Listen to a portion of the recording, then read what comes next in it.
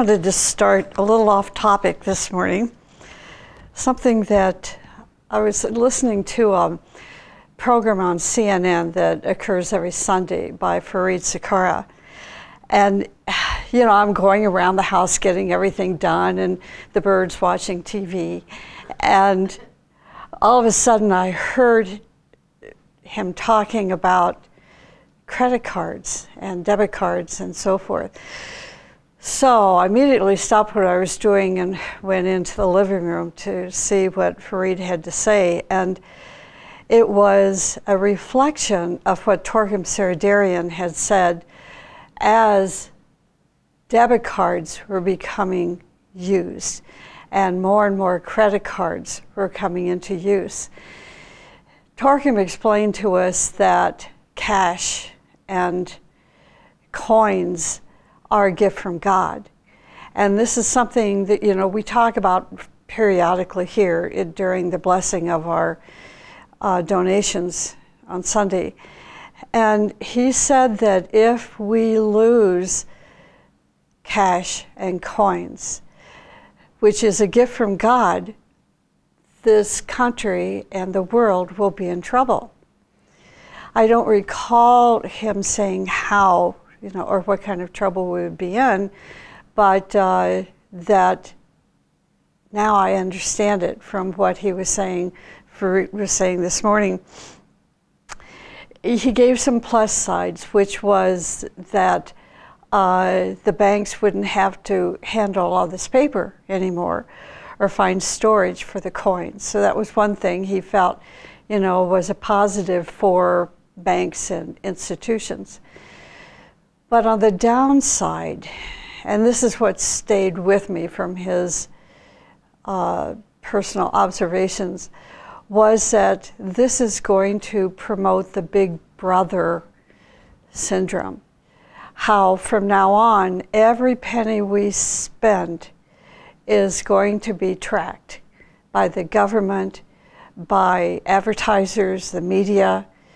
You know, will no longer be any privacy with how we save or spend our money.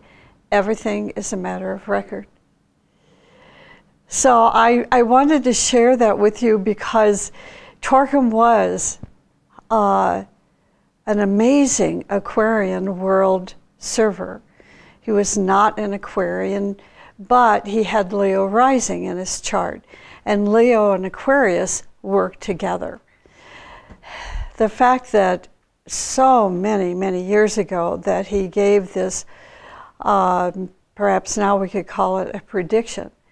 And now seeing this fellow on television, this is a big deal. It's a major announcement or criticism for him to be making on CNN, you know, about the downside of debit cards and credit cards. I know in the beginning years of White Mountain, I refused to use credit cards whatsoever because of that, for one reason. The other reason is credit card debt causes so much trouble, you know, in people's lives. And of course, since then, it's even increased because the interest rates go up to 29%. And then I had to give in because people were saying, I can't afford the cash, but I can put this on my credit card. Let me put this on my credit card. And then I began to interview other groups, spiritual groups, and they were already using credit cards. And how, well, this is interesting because we're getting forced into the mass stream, you know, of society. So now, like 15, 20 years later or longer, we're seeing how this is all coming true. Anyway, so that's a little off topic, but I wanted to share it because now it's coming out into the open, you know, about losing our cash. And then he gave the statistics of, I think it was 70% of people in this country now totally use credit and debit cards. He talked about Sweden. At one point they were only using 11%, now they're using 25%. and he gave other statistics, but so he wasn't speaking from an emotional point of view, but factual. And I just wanted to share what Torkim had warned us about and is now actually happening. So this morning, I'm going to be talking about Aquarius, the water bearer. The actual solar festival of Aquarius, or actual exact time of the full moon, was yesterday, and Saturday, January 23rd, I guess it was, about 6:47 p.m. Mountain Standard Time. But we're still within the energy field of Aquarius, and you don't even have to challenge that. You can feel it. You can experience the energy. So let me talk a little bit about the esoteric science of Aquarius and its rays and its ruling planets. In talking about these interesting abstractions, the point is to help us realize that there is a science behind esoteric astrology, which opens our thinking a bit to how the planets and constellations work together as a family of energies. So if you can just take that phrase, family of energies, then the abstractions perhaps will be a little less abstract, and that you can see how everything works together in a scientific way. For example, for Aquarius, there are 3 rays and 3 planets that work together. These rays and planets pour out into space.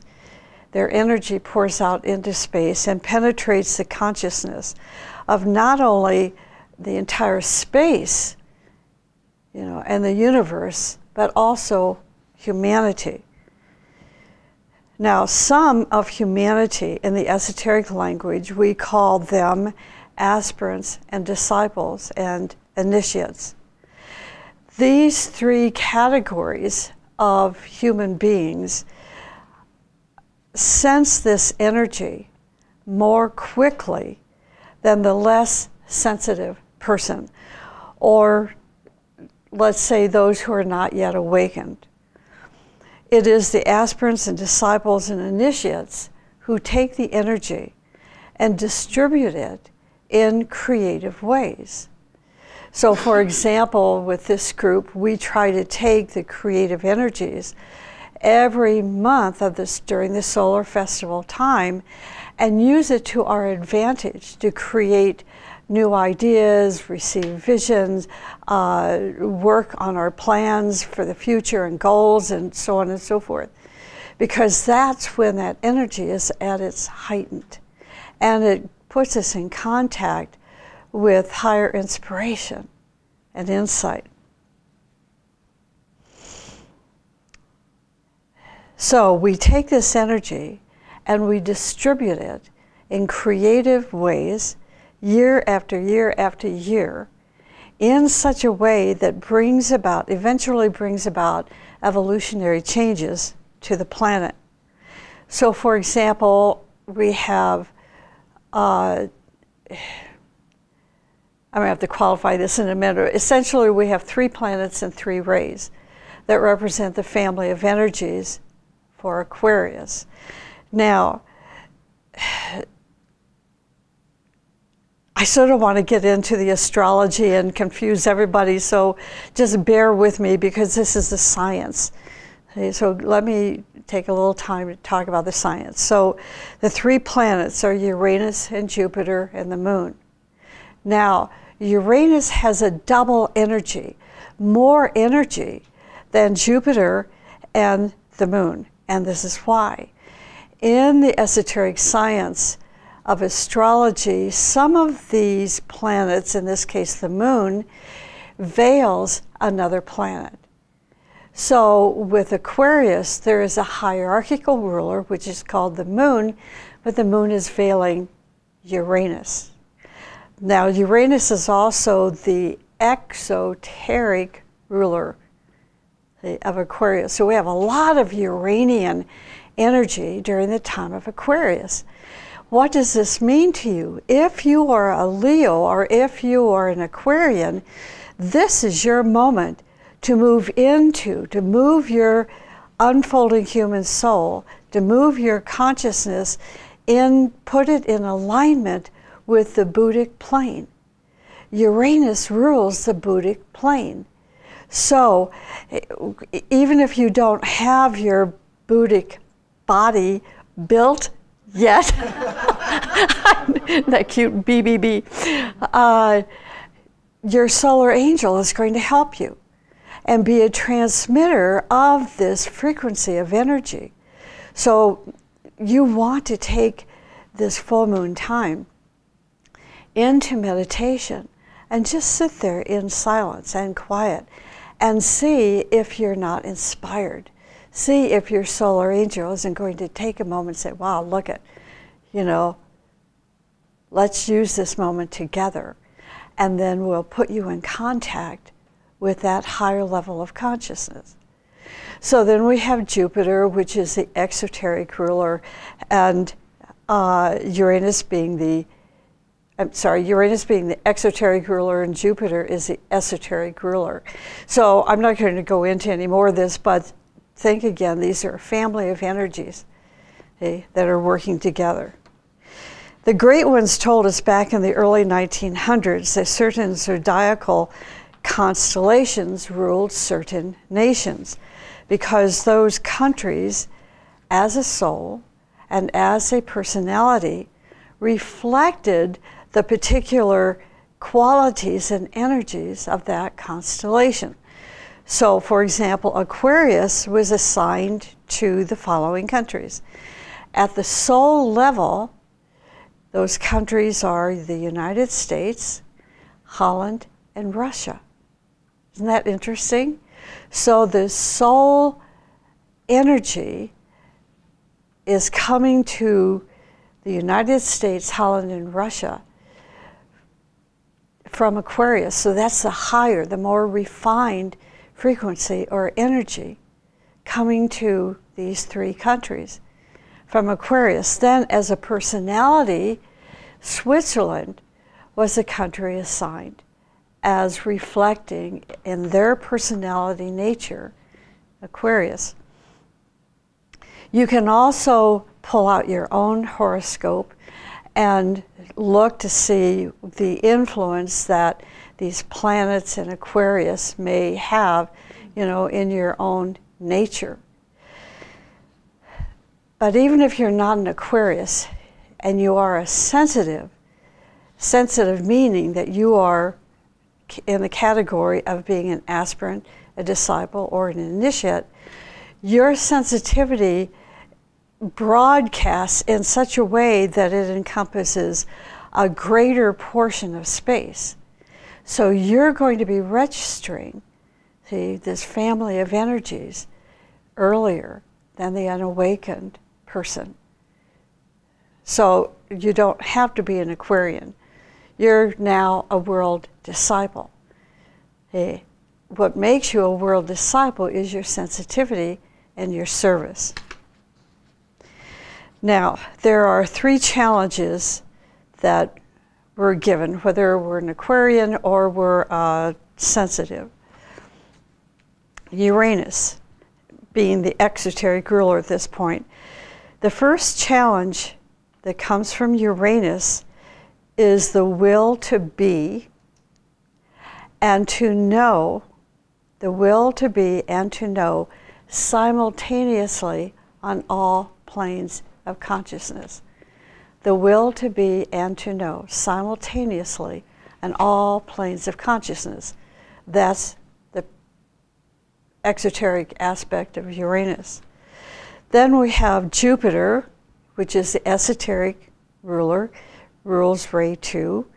This is the next challenge, the challenge for those who are awakened and whose consciousness functions through the light of the aspirant or the disciple. What is the challenge? The challenge is this: the fusion of heart and mind. See, these are huge challenges. The fusion of heart and mind, which is the subjective purpose of manifestation. This is brought about through the third and seventh ray activity on the exoteric wheel. Okay, Then the third challenge comes from the moon that's failing Uranus and is known as the hierarchical ruler. This next challenge is for senior disciples and initiates, which is the will to be and to know plus the fusion of the heart. So Uranus gives distinctive natural activity which produces evolutionary development, both natural and spiritual. It is the urge to better conditions. Jupiter gives an inherent tendency toward a fusion and synthesis and blending, which nothing can stop.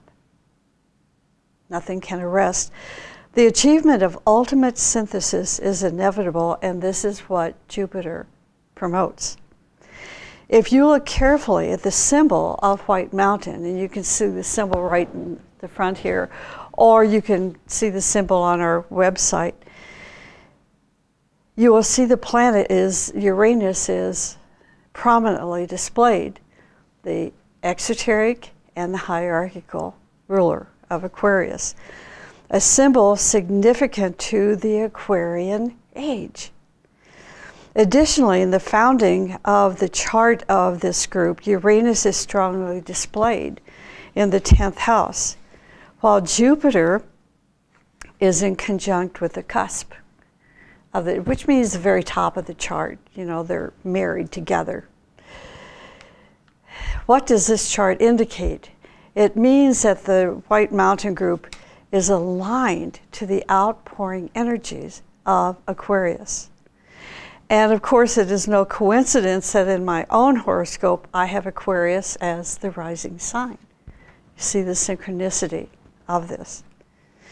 On February 12th, Agni Yoga students celebrate the life and works of one of our most beloved Aquarians, Helena Rourke, who was known as a mother of Agni Yoga and the founder of the Agni Yoga organization. Helena Rourke was the personification of the highest possibilities of the water bearer. Her life was the personification of preparing the consciousness of disciples for the unfolding future, including the coming Maitreya. In esoteric writings, we read that the Maitreya, also known in many circles as the Christ, is called Aquarius. So Christ the Aquarius, or Maitreya the Aquarius, who will bring the life more abundant during the Aquarian age. Now, what I did not give you is that the keynote of Aquarius is water of life, MI, poured forth for thirsty men. This will all tie in, what I'm sharing this morning will all tie in together with that keynote. The Tibetan pointed out that the point of decision, this is a phrase that's very important to esoteric students of the wisdom, the point of decision. So the point of decision for the reappearance, as it is called in all hierarchical circles, was reached during the period of the full moon of June in 1936 and the full moon of June in 1945. It was a 9-year period. So the point of decision covered 9 years, a relatively brief time, and resulted in the decision for the Christ to reappear or return to visible presence on earth as soon as possible and considerably earlier than had been planned. It is also believed that the new group of world servers will be instrumental servers in helping the Christ to bring inconceivable changes to the planet, including a major awakening. Now, here are some of the qualities that are associated with the family of energies of Aquarius, and thus helping us to recognize that Aquarians that are sensitive, the aspirant, the disciple, the initiate are or will eventually become world servers. So the first quality of such a person is humanitarian living. To live life as a humanitarian, let me interrupt myself here a minute because I don't want to shut the door to some of you because you're not Aquarius. You can have an Aquarian consciousness to be an Aquarian. See, this is not limiting, your time of birth to those 30 days. You can be an Aquarian in consciousness. And to be so means that you are a humanitarian, willing to commit yourself to improving the lives of other people, locally and globally. Locally means you are serving the needs of your family, your community, your group, and so forth. Globally means that you not only serve the needs of humanity in your immediate environment, but as you broaden your consciousness, you will begin to serve the needs found throughout the world through your own field of service. It is in seeing the need that you find creative ways and means to direct the hearts and minds of all you serve to the future. To serve the future in others is to serve the vision of the Most High, what the Most High has envisioned for all human souls. So we then begin to strive to serve the highest possibilities in mankind and the planet. Not the lowest, but the highest. Besides Helena Rourke, there are other notable Aquarian humanitarians of renown. Abraham Lincoln was not only an Aquarian, but also had Aquarius rising in his chart. Other U.S. presidents also influenced by this rising sign were Thomas Jefferson, Warren G. Harding, James Monroe, and William McKinley. All presidents who had Aquarius rising and who expressed strong humanitarian concerns. Krishnamurti, the well-known spiritual teacher and theosophist, had Aquarius rising. And Thomas Edison was an Aquarian. All these humanitarians gave their genius to our world, to our planet. Dag Hammarskjöld, I hope I'm pronouncing his name correctly, who is Secretary General of the United Nations, was affected by the energies of Leo because of his July 29th Leo sun. Leo and Aquarius work together.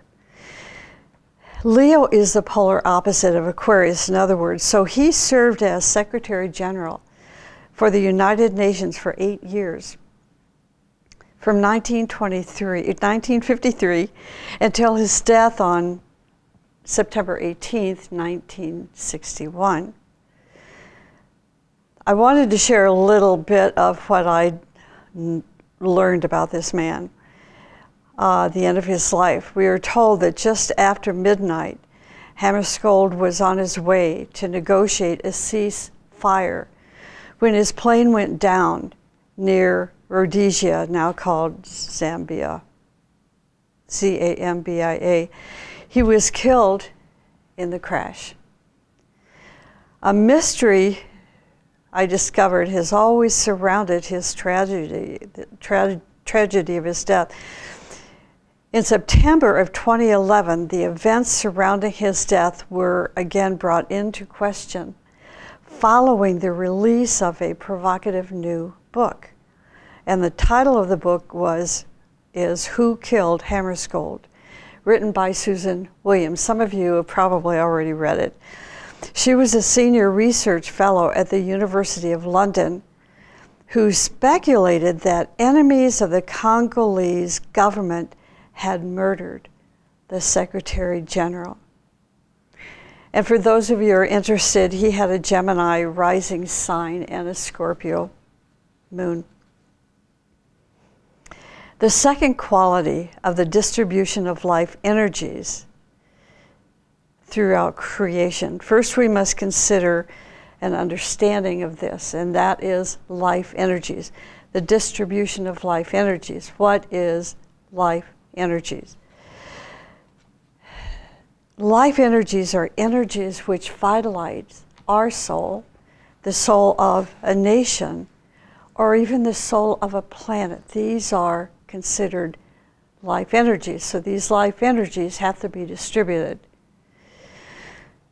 Life energy is also psychic energy, is also known as a primary energy. To distribute the energies of life, the waters of life, is to live your life as a soul-infused personality.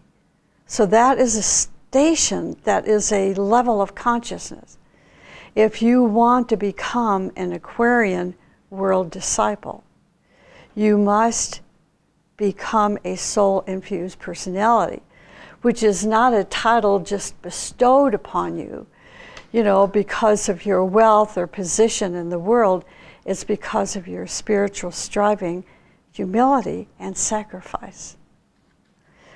A soul-infused personality is a personality that is completely fused with the light, love, and power of the solar angel. And in so doing is now ready to distribute this life-giving energy, or the soul-infused energy, locally and throughout all creation through sacrificial service. Just think about those people I just named and how they reflect what I'm saying here. Their lives reflected this. So to distribute life-giving energy is to infuse all that you are, say, and do with beauty. Beauty is our future. Through beauty, we will distribute life energies that will create the future. Now, Nicholas Rourke, the husband of Helena Rourke and a master artist, wrote this. He said, very often we are trying to discover how to build the next life, how to build the evolution to come. Well, he said, that is our duty. And you will all very soon wish to build up your own lives. And certainly you will wish to build up a happy life. What is the best medium to reach this happiness? He says, fortunately, after visiting more than 25 countries, I can tell you from my own experience only through beauty. We are divided in so many experiences, and yet everywhere is the same feeling of the beautiful. He says, I'm not speaking only about art or about some expression of art and music and drama or song.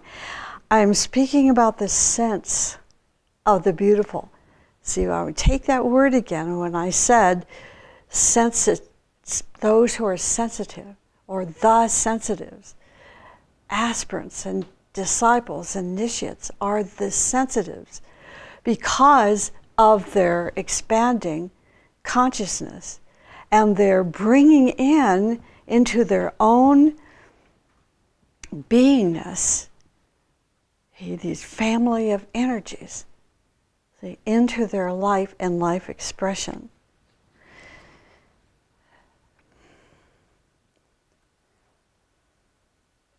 It says, in this way, you will be real cooperators with beautiful creation of the whole universe. Because in this way of creation, we will reflect beauty and life. See, the distribution of life energy. Because in this way of creation, we will reflect the best creative powers, and we will then be true cooperators and co-workers toward the Supreme.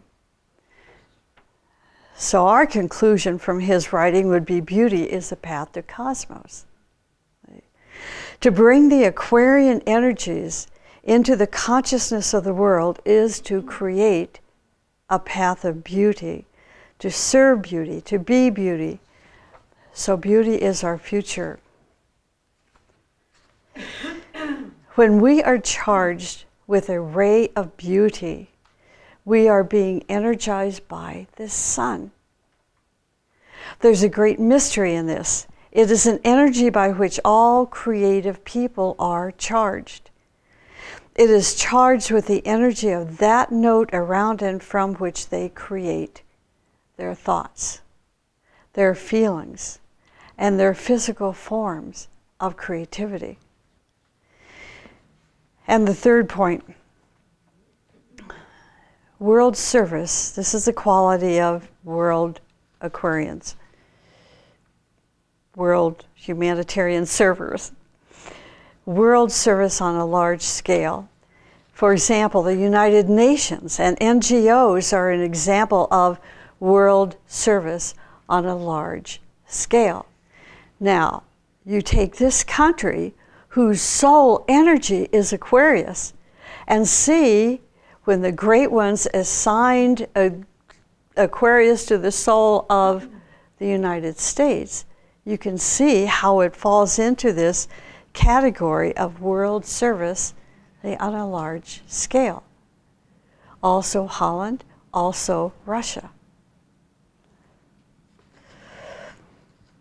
At a New York gathering for the festival week of the new group of world servers, a co-worker, one who works at the UN, brought up 2 points which seem relevant to world service on a large scale. First, he spoke of the significance of Article 1.4 of the United Nations Charter, stating that one of the 4 purposes of the UN is to be a center for harmonizing the actions of nations in the attainment of common ends.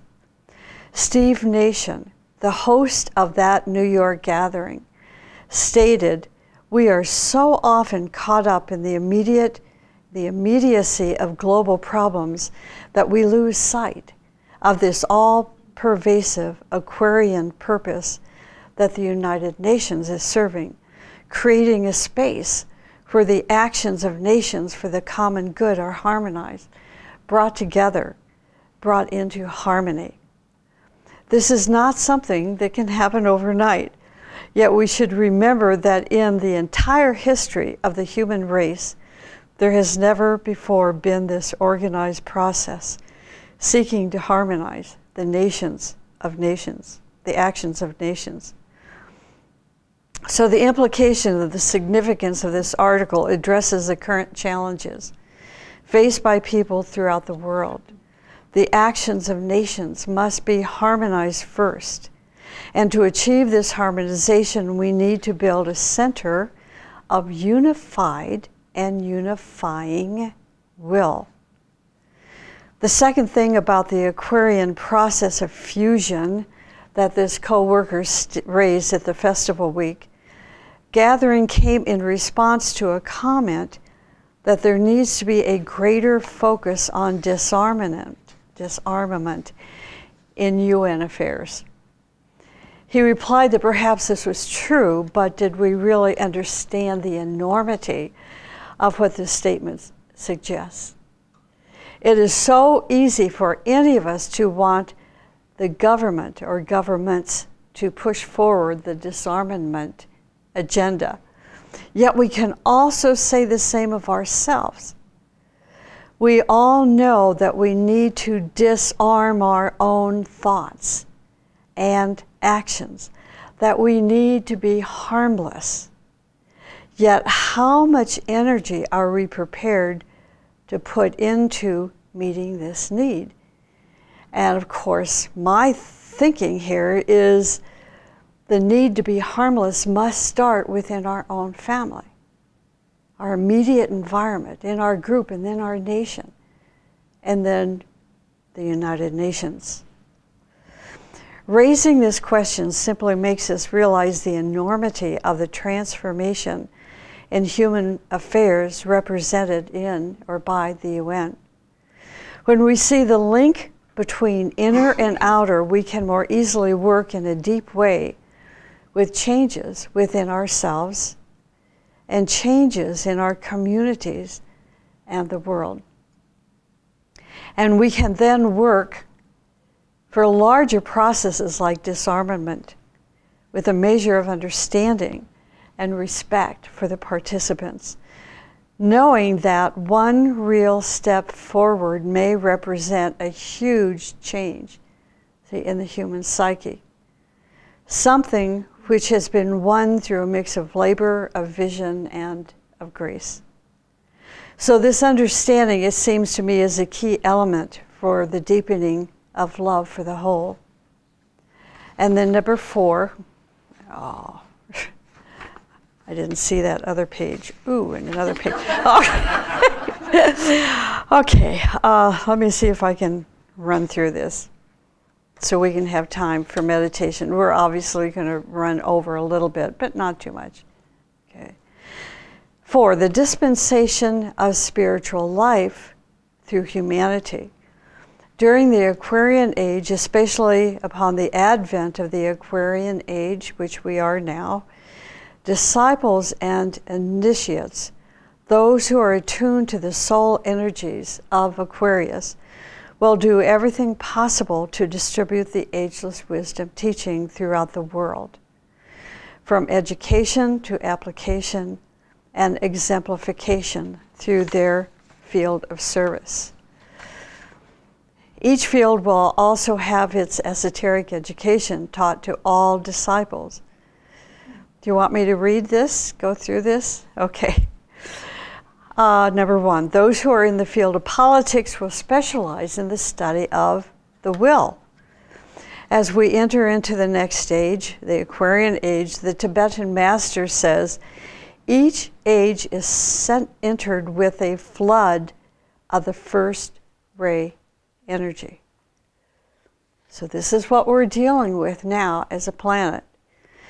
The future disciples on this ray will be the real politicians and masters of will energy.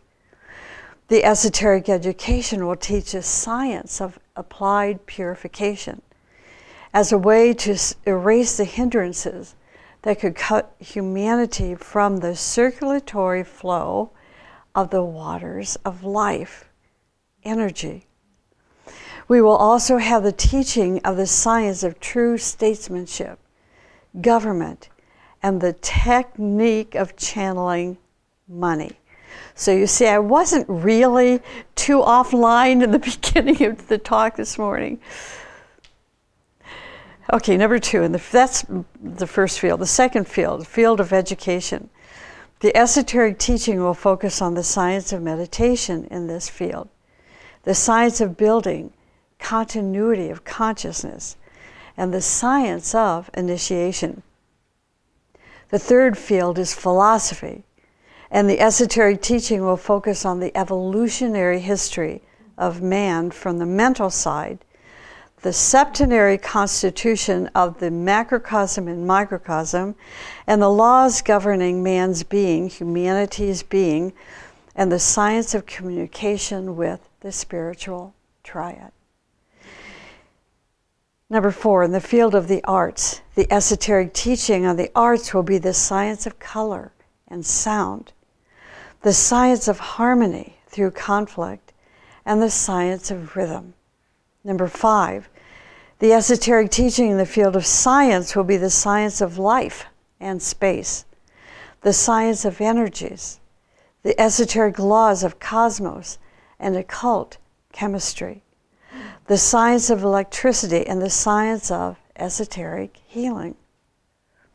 Number 6, the esoteric teaching on religion in the Aquarian age will be the teaching of the science of approaches, the science of service, the science of the mysteries of initiation.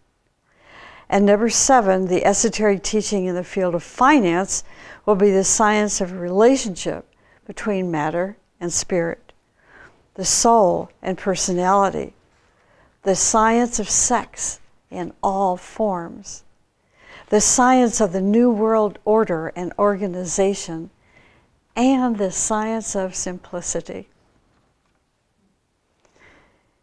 And I think I'll close on that so we can have plenty of time for our meditation.